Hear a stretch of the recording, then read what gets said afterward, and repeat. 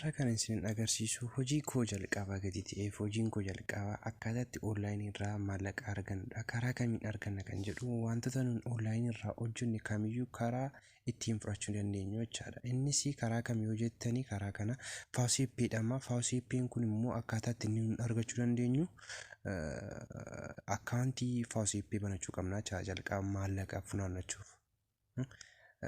Kuni warreen biitcoin, PayPal, Trust Wallet, BN warreen jedhamanitti akka sanaati.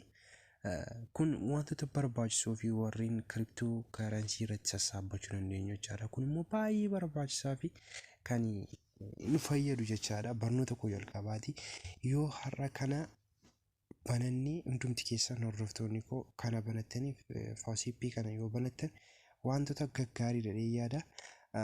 Akkuma kana isinis subscribe fi share gochuu hin dagatinaa isiniin jecha na jajjabeessa yaadas qabdan nu dhiyeessachaa amma gara barnoota keenyaatti ni seenaa jechaadha. Annaa barnoota keenyaatti faawusiippii jenneetu gaarratti barreessinaa jechaadha. Achi booddee sign up ishee jettu kan ni tunnaa jechaadha. Sign up itti tunnee booddee jalqabarratti maqaa ittiin banachuu barbaaddan gashitu jechaadha. Jalqabarratti maqaa ittiin faawusiippii keessan banachuu barbaaddan itti gashitu jechaadha. Amma kan koo gashachaa jira jechaadha. Maqaa ittiin banachaa. Lammaffaarratti iimeelii ittiin banachuu barbaaddanii jechaadha. Iimeelii keessan ni gashitu jechaadha. Iimeelii keessan itti gashitanii booda sadaffaarratti ammas iimeelii keessan isuma jalqaba gashitan ni gashitu jechaadha. Mankooppii godhadhiitanii iimeelii isaa lammaffaa gaafate irratti hin gashuu hin danda'a jechaadha. Isinis akkaataa kanaan gashitu. Sadaffaarratti paaspoortii ittiin faawusiippii keessan banachuu dandeessitan kan irraanfachuu hin dandeenye jechaadha. Ni gashitu jechaadha paaspoortii dijitii 8 ol jechaadha. Lakkoofsaa fi qubeeta wal maktanii itti aanu immoo paaspoortii keessan isuma jalqaba gashite taasistanii ni gashitu jechaadha. Isa jalqaba irratti gashite taasistanii ni gashitu jechaadha otoo hin dogoggorin. Sadaffaarratti ishee mallattoo ishee kana irratti raayit gochuu hin irraanfatina isiniin jecha. Achii booda haala kana addii gootanii booddee I am human ishee jettu kana irratti ni xuxxoo jechaadha. Addii xuxxanii booddee baayiskilii ammoo baayiskilii nu gaafachaa jira waan ta'eef baayiskilii irratti kilik ni goona. Isaa booddee veerifaayiv ni goona jechaadha. Veerifaayiv iddii goone booddee ammas baayiskilii maratti si'a lama gatii nu gaafatuuf veerifaayiv ni goona jechaadha. Amma doggorii gatiif deebiitanii kilik ni goona jechaadha.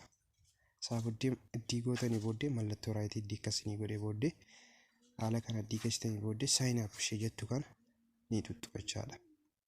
Sign up. Isaa booddee your account user successful jechaadha. Kunoo galmooftanii jirtu jechaadha. Isaa booddee iddii galmoomne booddee maal gochuu qabna? Iimeelii keenya ittiin galmoomne sana bukkee deemnee veerifaayiv gochuu qabna jechaadha. Iimeelii keenya bukkee iimeelii kunoo amma naa dhufeera jechaadha. Iimeelii keenya irratti miseejii akkasiin dhufa.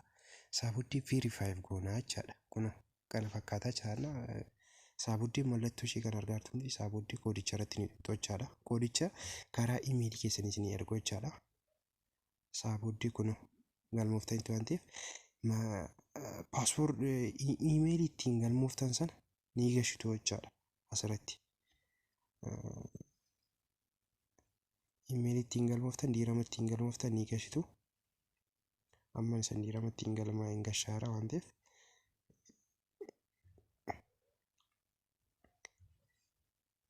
settiin diirama galmaa hin gashaa. Isinis akkuma isa diirama ittiin jettanii galmooftan sana ni gashitu jechaadha.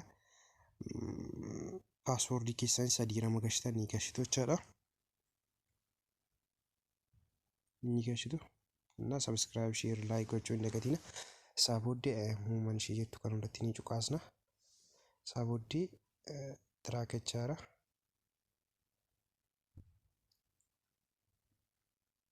Makiinaa fe'umsaa jechaadha. Makiinaa irratti barbaadeetiin kilik goggochaa jira. Isinis akkuma kana kilik ni gootu jechaadha.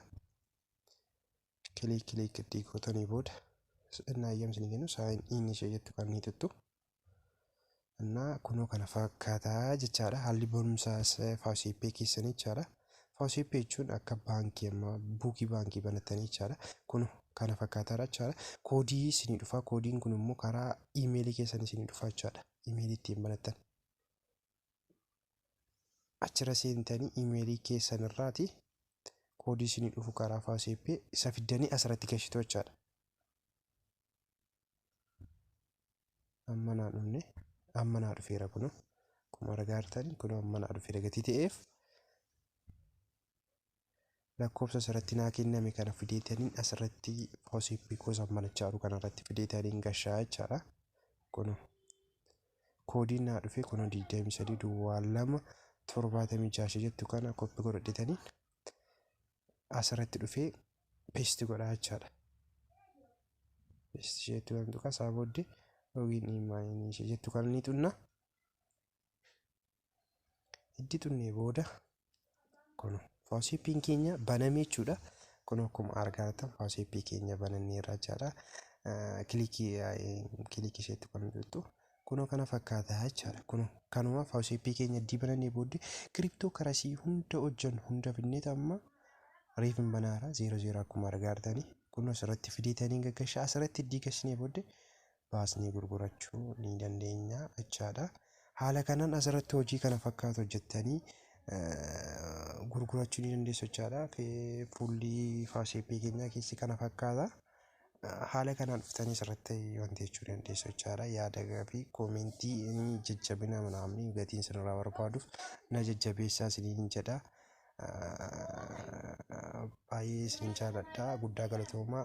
Yaada qabdan sheer naa godhaa. Kana achi akkaataatti taphannee asirratti maallaqa hojii onlaayinii hojjennu asirratti gashuu dandeenyu isiniin agarsiisa. Nagaa naaf ta'a. Ammasitti isin jaalladha. Nagaa. Chaaw.